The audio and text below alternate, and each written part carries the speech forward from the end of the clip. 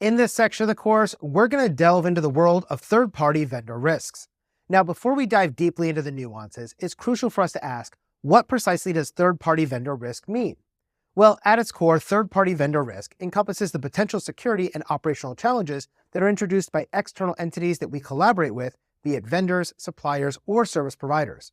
Now, when we integrate external partners into our operational ecosystems, we open up our avenues for potential threats and vulnerabilities that could affect our organization's integrity, data security, and overall business continuity. Such risks are going to span a spectrum. It could be a hardware provider whose components have vulnerabilities, a software supplier whose application has a hidden backdoor, or even a service provider like an MSP who has access to our sensitive data but lacks rigorous cybersecurity protocols. So in this section, we'll be focused on Domain 2 and Domain 5, and specifically, we'll be addressing Objective 2.2, Objective 2.3, and Objective 5.3. Objective 2.2 states that you must explain common threat vectors and attack surfaces.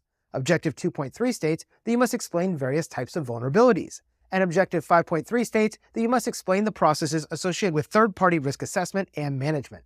Now, first, we're going to begin the foundational concepts of third-party vendor risks, where we're going to unpack the challenges that organizations face when they incorporate external entities into their operational framework.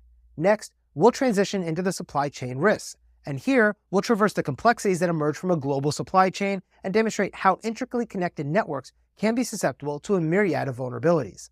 Then, we'll dive into some of the different types of supply chain attacks, including real-world examples like hardware counterfeiting, chip washing, and the software-based SolarWinds compromise to showcase how adversaries can exploit a vulnerable link inside of your supply chain to wreak havoc on a broader scale.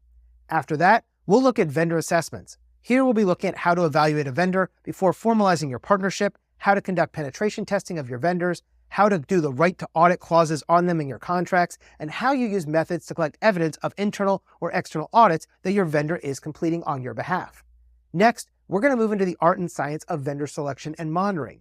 This lesson is going to focus on the importance of a selection process and, once onboarded, the imperativeness of ongoing vigilance so that you can maintain your monitoring of your vendor's performance to ensure they're meeting all of your needs.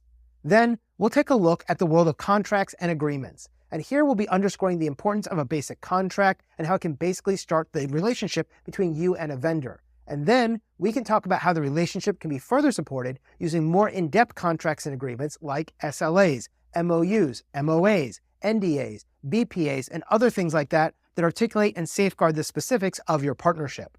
Finally, we'll take a short quiz to see what you learned during this section of the course and review each of those quiz questions fully to ensure that you can explain why each answer was right and why the others were wrong. So, without further ado, let's jump into our journey into the world of third-party vendor risk in this section of the course.